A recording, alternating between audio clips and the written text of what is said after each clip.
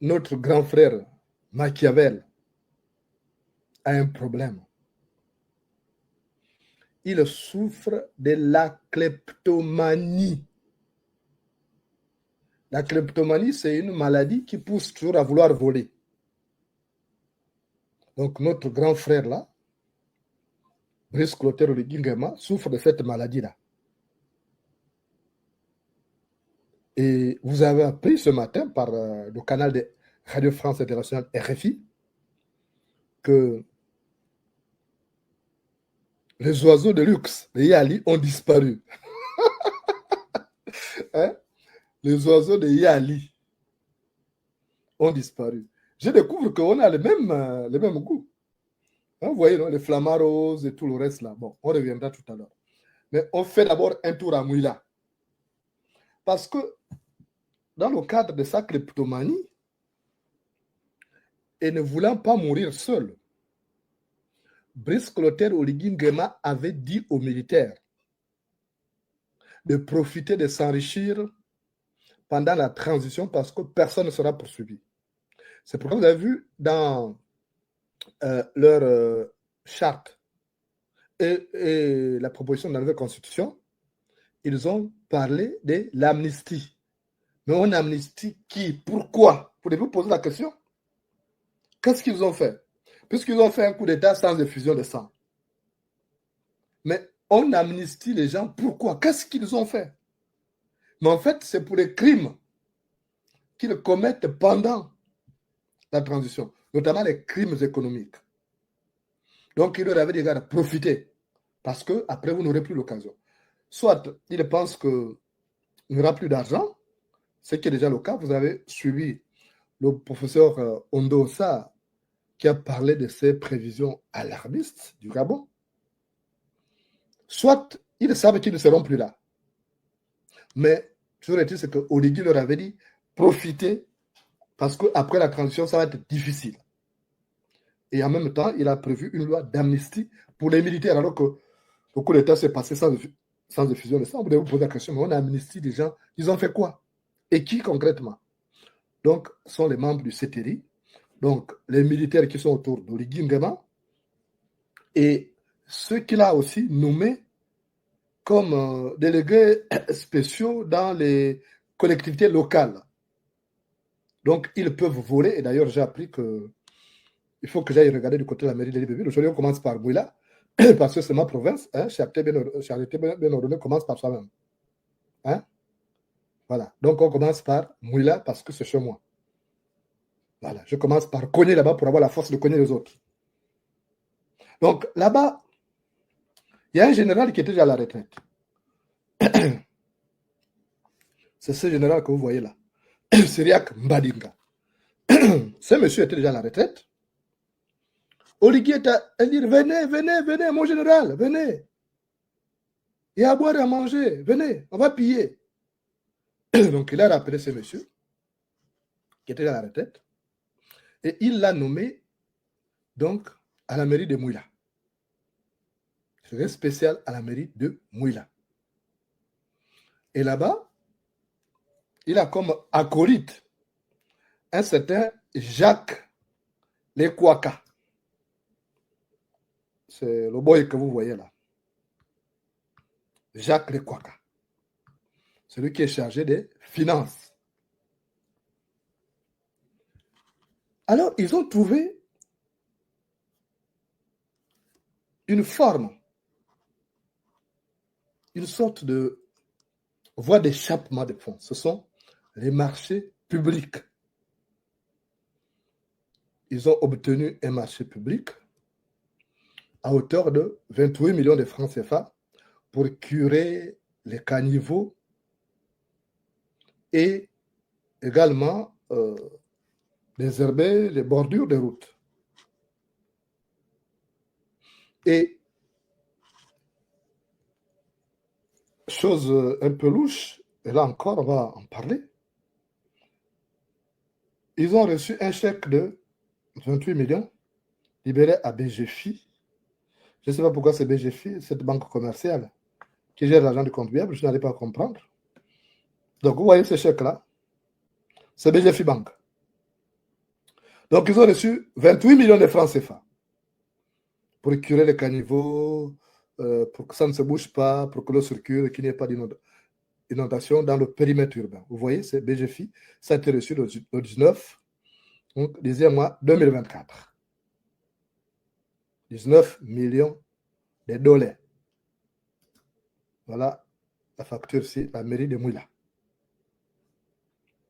Sauf que depuis lors, rien n'a été fait.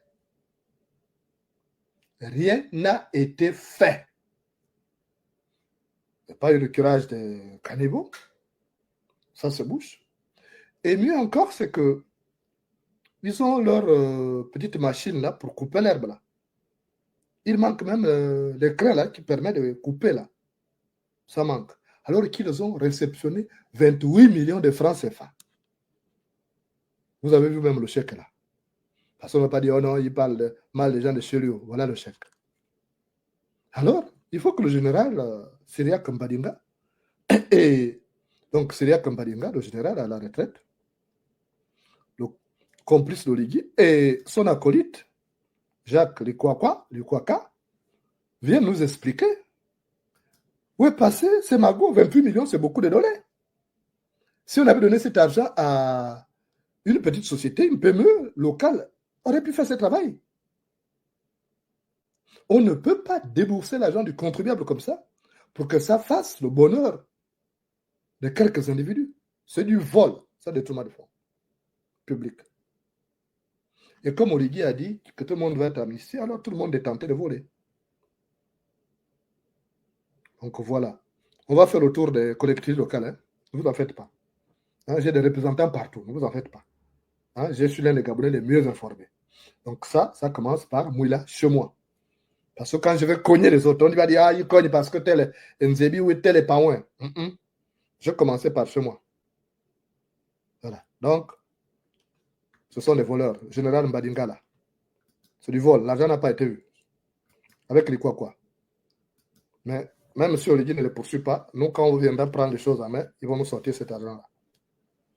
Donc, et ça, c'est parce que Oligui Nguema, le chef, lui-même, il est voleur. Il souffre, disais-je, de la kleptomanie, cette maladie-là, qui pousse toujours à vouloir voler, prendre quelque chose d'autrui. Et c'est cette même kleptomanie, justement, qui a poussé le général Machiavel, Brice Clotaire Oligui Nguema, à voler les oiseaux, les pauvres oiseaux d'Ali Bongo. Vous avez appris ce matin, à travers RFI, Radio France Internationale, ces faits divers-là, que des voleurs se sont infiltrés nuitamment au domicile d'Ali Bongo et ils ont volé une vingtaine d'oiseaux. Une vingtaine d'oiseaux. Mais même vous-même, comment des voleurs peuvent s'introduire là-bas? Pour voler, disais-je, une vingtaine d'oiseaux. Et parmi ces oiseaux, il y avait des perroquets, des flamants roses. Hein. Vous avez vu l'image tout à l'heure, vous connaissez les flamants roses. J'aime bien ces oiseaux, je les vois souvent dans les documentaires. Et donc, les flamants roses, ce sont ces oiseaux que vous voyez là. Et à côté, vous voyez Oligui avec sa tête de coule-mangeur, de bandit. Tu vois, vous voyez, même quand vous voyez son crâne là, vous savez que c'est un bandit. Vraiment. Hein, là, il était encore au Wash d'Ali Bongo avant de le renverser. Quelques mois ou un mois avant de le renverser.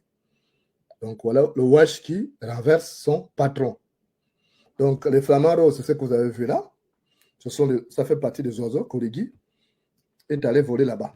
Donc il y a une vingtaine d'oiseaux volés, donc des perroquets, des flamants roses, des inséparables. Hein. Il y avait aussi dans le lot un touraco, il y avait des loris, des aras. Hein. Tout ça, ça ornait le jardin de Yali. Il y avait aussi un kea. Un kea, c'est un perroquet montagnard qu'on ne trouve qu'en Nouvelle-Zélande. Donc, ce sont des espèces, ce sont des oiseaux rares, des oiseaux de luxe. Vous savez que Ali Bongo a grandi comme un prince et il a donc ses envies de fils de prince. Voilà, donc il avait ces oiseaux-là. C'est beaucoup, même moi personnellement, je me dis que quand les choses vont changer, j'aime les oiseaux, je vais avoir chez moi des oiseaux, je vais avoir même des animaux, j'aime bien voir les animaux, ça fait plaisir. Et même quand je suis déprimé, il suffit que je suive un documentaire sur les animaux, ça m'apaise. Donc, Ali Bongo, et ça, ces oiseaux-là l'ont même aidé à remonter la pente lorsqu'il est tombé malade. Maintenant, Oligui débarque là-bas. Parce que moi, j'ai appelé 2 gars qui sont au niveau de la GR. Et donc, un qui travaille là-bas à la maison. Il m'a dit, mais grand Jonas, même toi-même, tu penses que les oiseaux sont partout? J'ai dit, moi, il dit, ah non, ne sais pas avec ma bouche que tu as mangé piment. Il dit, la maison est gardée. La haute sécurité, il y a des chars. Quel est ce voleur qui peut oser débarquer chez Ali Bongo la nuit, sachant que la maison est gardée par des gens armés jusqu'au là? Il dit non. C'est le président de la transition qui a demandé aux gens de prendre ces oiseaux nuitamment, pendant qu'Ali Bongo dormait. Mais quand on procède de la sorte, c'est des choses des bandits. Ce sont des choses des bandits, des voyous. Il va dire, bon, qu'Ali Bongo a acheté ça avec l'argent des contribuables. Mais là encore, c'est discutable. Qu'est-ce qui dit que c'est avec l'argent des contribuables qu'il a acheté ça? Et même si tel est le cas, c'est la justice qui doit déterminer que ces oiseaux-là ont été achetés avec l'argent des contribuables, donc ça doit revenir à l'État gabonais. Pourquoi Oligui va-t-il? Et vous voyez, ce sont ces méthodes des voyous que moi je dénonce. Et pour cela, il veut m'assassiner. Est-ce que vous trouvez ça sérieux? Comment Oligui se comporte comme un bandit? Déjà, il a pris les domiciles d'Ali Bongo. Il avait envoyé le mécanicien, là, Yanis David, là, qu'il a nommé comme patron de services spéciaux. Il a envoyé chez Ali Bongo pour qu'Ali Bongo signe. Jusque dans la maison qu'il vit, Oligui voulait récupérer ça.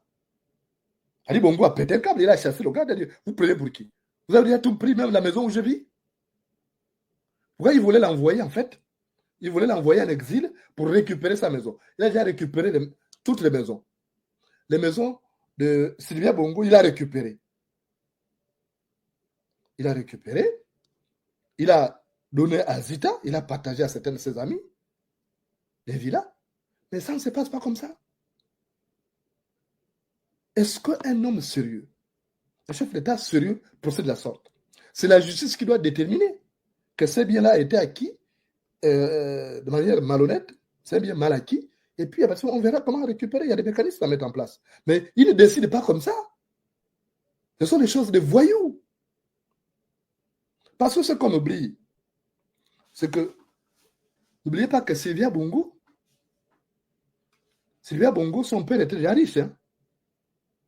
Le père de Sylvia Bongo était déjà riche avant que Sylvia Bongo n'épouse Ali Bongo. Il gérait les assurances au gars et le reste, vous savez. Et elle-même, Sylvia Bongo, s'était mariée avec César qui était maire d'Akandala, qui était aussi l'un des milliardaires du pays. Donc, comment déterminer que ça là, ça a été conçu avec l'argent volé? Et comment Oligui procède de la sorte sans passer par la justice? Nous avons demandé une commission vérité et réconciliation. Pourquoi Oligui n'a-t-il pas accepté cette commission-là pour situer les responsabilités et décider de ce qui convient de faire? Pourquoi il ne fait pas ça? Donc, dans la nuit, il envoie des gars aller voler les pauvres oiseaux de Yali. Est-ce que comme ça, c'est bien? On va parler, on vous donnera la parole après. Est-ce qu'on procède de la sorte? Est-ce qu'on va s'en sortir avec un bandit à la tête du pays? Hein? Vous voyez même ça, son crâne là, vous savez que c'est le crâne d'un bandit. Là, c'est quand il était encore Wash d'Ali Bongo. Donc, et il ne s'est pas arrêté là. En dehors des biens de Sylvia Bongo, il s'est attaqué même aux biens des enfants laissés par Edith Bongo, notamment cette somptueuse résidence qui est au charbonnage, qu'on appelait Oyo, comme on appelle Oyo. Il a transformé ça en, je ne sais pas, en site touristique, en zoo. Et l'argent qui est versé, il paraît que pour y accéder, il faut verser 500 000 francs. Mais cet argent n'est pas versé au niveau du trésor public. Mais comment Oligui peut-il vouloir se faire du beurre sur des biens qui ne lui appartiennent pas? Ces biens-là sont pour Omar Denis et Yacine. C'est pour leur mère. Même la première femme d'Omar Bongo, Patience Dabani, n'avait pas pu récupérer ça. La justice avait tranché en faveur d'Élite Lucie Bongo. Mais comment Oligui, qui n'est même pas membre de la famille, c'est un parent éloigné. Il n'est pas parmi les 53 héritiers ou 53 héritiers. Comment Oligui vient récupérer ça? Même vous ne voyez pas que ça, c'est ce qui amène les problèmes. Et ça, c'est vu d'un mauvais œil à Brazzaville. C'est vu d'un très mauvais œil à Brazzaville. Parce que lorsqu'il a fait son coup d'État avec le blanc-seing de Brazzaville, il avait promis restituer les biens, même l'argent à BGFI. Parce que le problème avec Henri-Claude Oyema aujourd'hui, c'est quoi? C'est que Oligui a tellement dépensé l'argent du contribuable en donnant ça à ses amis kleptomanes, généraux, officiers supérieurs, qu'il n'y a plus d'argent. Donc, il cherche à savoir les poches.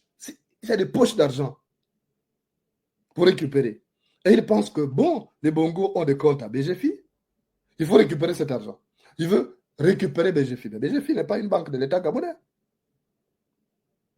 Et quand il ne parle pas de l'État gabonais, mais lui n'est pas l'État gabonais. En fait, il confond tout. C'est ça quand on a un ignare à la tête du pays. Il confond tout, il pense qu'il est l'État. Donc il a le droit de prendre ça, de récupérer tel. Mais qu'est-ce qu'il fait avec tous ces appartements qu'il récupère? Avant même d'arriver au pouvoir, il était parmi les manières de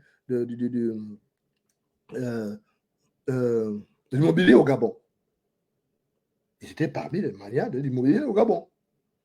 Donc, qu'est-ce qu'il a gagné à récupérer tout ça? Et il prend une maison, il dit, bon, je donne à tel activiste, donc je donne à tel artiste. Ce ne sont pas ces maisons. Est-ce qu'on procède comme ça? C'est ce qui amène des problèmes dans un pays. Là encore, ces défenseurs vont dire, on est contre lui. Maintenant, moi, je viens juste vous poser la question, est-ce que ça se passe comme ça ailleurs?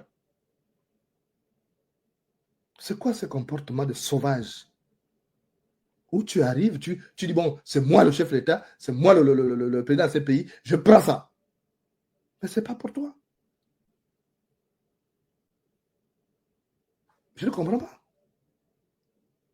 Là, ça pose un problème. Parce que ça va très mal se terminer. Ça va très mal se terminer. Oui, mon gars, je n'ai pas encore donné la parole. Je vais vous donner la parole tout à l'heure. Hein.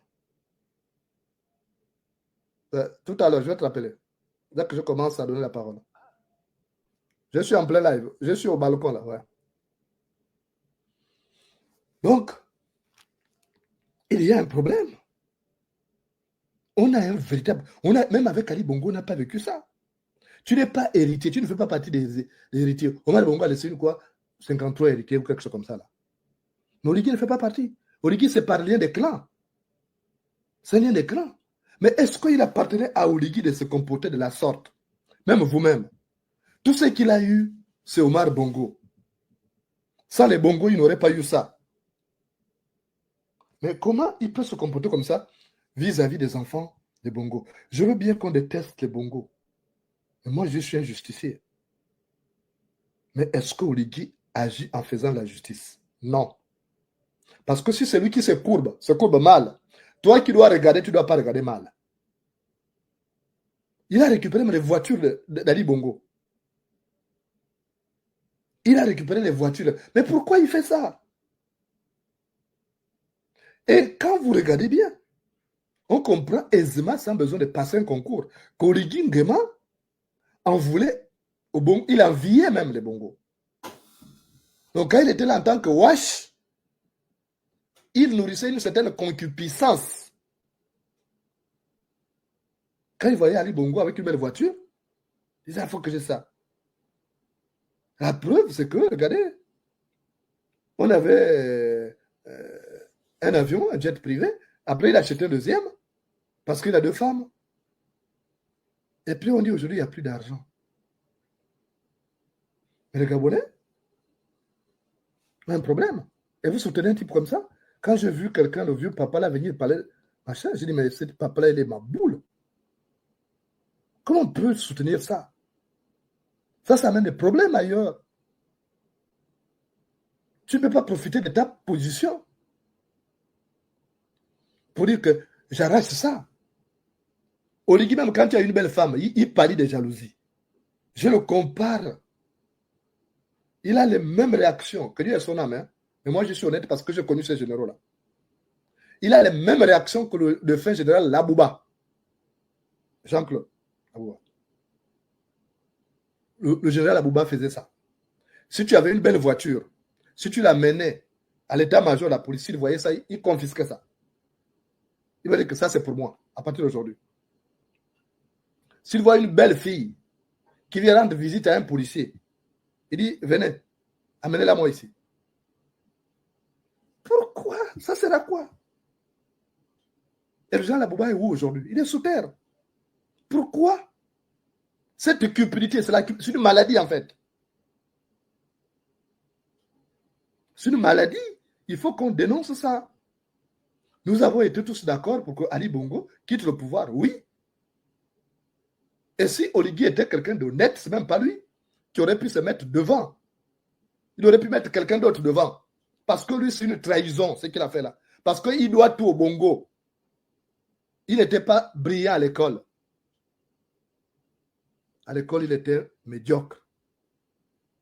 Mais comme Omar Bongo disait, tu apprends, tu vas juste, machin, tu apprends à tirer.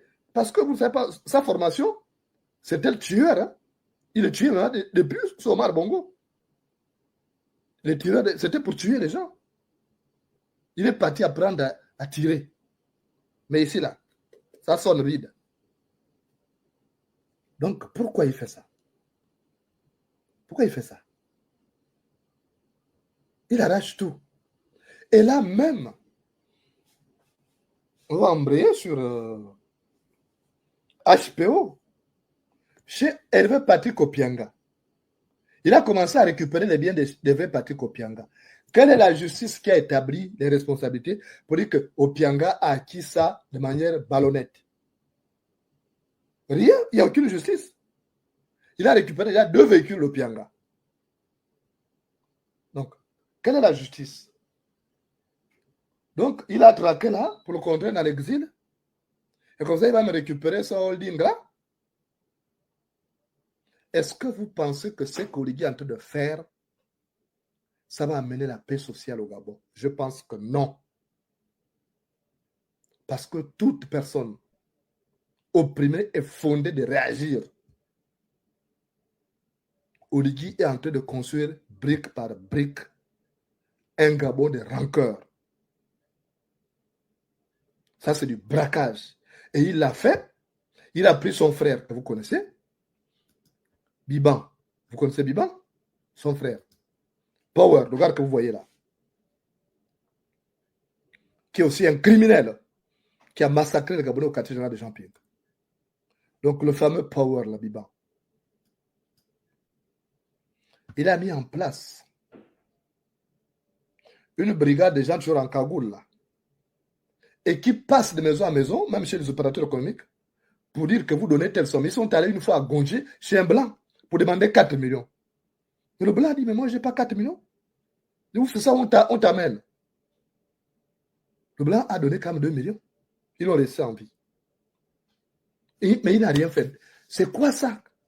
C'est une pègre qu'Oligui a mise en place parce que lui-même, c'est un délinquant, c'est un voleur, il souffre de la kleptomanie, et il laisse son petit frère faire ce bordel. Et ils ont fait ça à plusieurs personnes.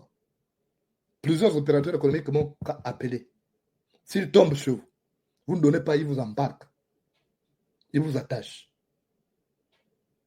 Quand vous demandez services spéciaux, et ces services spéciaux ne sont pas des officiers de police judiciaire pour agir comme ça. Même les officiers de police judiciaire ne doivent pas agir sans avoir reçu le blanc-seing du procureur de la République. Parce que c'est le procureur de la République qui est le maître des poursuites judiciaires. Et pourquoi Oligui procède comme ça? Vous vous souvenez lorsque j'avais parlé de la sortie du territoire national de Lee White. Lee White. Lee White a payé 70 millions pour sortir. Oligui a empoché cet argent avec son frère. Il y a eu le patron de l'âme, le patron de l'âme, Gabon. Gouga ou peut-être c'est pas, ils ont un nom bizarre là. Quand Oligui a pris le pouvoir, il a convoqué le monsieur. Il a dit, si tu me donnes pas 10 milliards, je rends le contrat. Le monsieur a dit, mais je n'ai pas 10 milliards en ce moment. Il a donné 3 milliards. Et il a dit, le reste, j'ai payé progressivement. Mais qu'est-ce qu'Oligui a fait de tous ces milliards? Et il a fait ça avec plusieurs opérateurs économiques. Récemment, il avait demandé à toutes les sociétés pétrolières de donner chacune 500 millions à chacune des fondations de ces deux femmes. Pourquoi? Pourquoi cette cupidité? Pourquoi cette cupidité? Là, j'ai vu que c'est... là, ça traque en ce moment-là, sa cible privilégiée, en dehors de moi, c'est Opianga, HV. Voilà qu'ils ont publié ici, urgent, le Gabon aujourd'hui, le fugitif fermé Patrick Opianga, localisé à Brazzaville, sous la protection de Junior Bongo Ndimba. Sa fuite a été facilitée et planifiée par certains officiers supérieurs originaires du Haut-Togo. Mais pourquoi il débarque quand ils l'ont cherché là-bas? Pourquoi non pas? On dit qu'il a dit que c'est un garçon. Parce que quand il publie ça, on ne peut pas publier ça sans l'accord d'Oligui. C'est Oligui qui a demandé, qui a donné cette information. Oligui sait que ses rapports avec Denis Sassou Nguesso se sont dégradés à cause de son banditisme parce qu'il ne respecte pas sa parole. Donc il dit qu'Opianga est là-bas. Mais qu'il aille le chercher maintenant. Et sauf que dans leur mensonge, parce que ça c'est de l'imaginaire, il dit le fugitif fermé a été localisé. Ils n'ont pas réussi à le localiser quand ils quittent le territoire. C'est quel service qui a localisé ça? Les services spéciaux qui sont dirigés par des mécaniciens. Donc il aurait fallu quoi? Attendre 14 jours pour localiser Opianga à Brazzaville. On est sérieux là? Est-ce qu'on est sérieux? Je vous pose la question, est-ce qu'on est sérieux? On sent une bande d'amateurs comme leur chef. Comment Hervé Patrick Opianga a pu sortir du territoire? Les services spéciaux n'ont pas pu découvrir qu'il était en train de sortir. Il y a un problème. Parce que rien ne peut se décider sans les réseaux. Il y a toujours des communications. Comment eux, qui ont payé jusqu'au logiciel Pegasus, n'ont pas pu savoir que Hervé Patrick Opianga était en train de sortir? Même s'il était escorté par des officiers supérieurs du Haut-Togo, comme ils le disent. Pourquoi ils n'ont pas participé? Ils sont nuls. Surtout que c'est un mécanicien qu'on a mis à la tête. Le fameux David Yanissa. Un abruti qui ne connaît rien. Vous avez suivi quand il m'a parlé l'autre jour. Il dit en termes d'information, tu es plus fort que moi. Oui, heureusement qu'il reconnaît. Donc, on a un problème au Gabon. Hervé Patrick Opianga serait à Brazzaville selon eux. C'est bien qu'ils aillent le chercher là-bas. C'est là-bas où ils étaient allés prendre Nduna, non? Qu'ils aillent prendre maintenant Opianga. Ils étaient allés prendre Nduna là-bas et pour le tuer. Maintenant qu'ils le fassent, s'ils sont des garçons, qu'ils aillent chez Sassou Nguesso, aller récupérer Opianga. On va voir. On va voir. Parce que le chacal n'est pas une proie facile pour le chien. Ah oui, le chacal n'est pas une proie facile pour le chien. Qu'il aille maintenant à Brazzaville, chez Sassou, chez Junior, aller récupérer. Ça, je verrai, oui, ce sont des militaires. Ce n'est pas seulement des chasseurs de porcs piques et des buveurs de Moussongo et des violeurs de femmes à Baniki. Donc, ça là, déjà quand on fait ça là, on indexe Sassou. Donc, il est obligé de parler de Junior. Vous pensez que Junior peut héberger Opianga sans l'accord de Sassou? Mais ils ont du mal à citer le nom de Sassou. Pourquoi ils ne citent pas Sassou? Si Opianga, si Oligui c'est un garçon, qui ne cite Sassou? On va voir. Qui ne cite Ochombe? On va voir. C'est comment j'attends. Qui ne cite Ochombe? Donc, vous voyez, Oligui va nous amener des problèmes. Déjà, les Gabonais vivent mal. Pendant que les Gabonais vivent mal, ces diables-là sont en train de faire le tour du monde. Vous l'avez vu? Premier voyage, il était dans quel pays là? Il était dans un pays, je ne sais pas, vous pouvez me rappeler le pays où il était récemment? Le premier pays avant de... Je sais qu'il est à ce moment au Sénégal. Mais il était dans un pays, je ne sais pas, j'ai vu. Avant d'aller en Égypte. Avant d'aller en Égypte, il était dans un pays là. Donc, voilà, il était en Belgique. Il était en Belgique. Donc, de la Belgique, il va en Égypte. En Égypte, il trace au Sénégal. Et avec une délégation de plus de 300 personnes, sinon 400 personnes, qui coûte cher aux contribuables gabonais pendant que les Gabonais souffrent. Merci Doris, pendant que les Gabonais souffrent, il voyage avec plus de 400, 500 personnes, parmi lesquelles les putes qu'il drague, qu'il va amener à l'extérieur pour accoucher, pendant que les Gabonais souffrent. Et il a profité de cette cérémonie militaire-là, organisée par le nouveau président sénégalais de Maïfaï, pour dire que j'arrive là-bas. Mais en réalité, ce n'est pas ça qui le motive. Il arrive au Sénégal, pourquoi? Il arrive au Sénégal, c'est pour aller voir ses marabouts.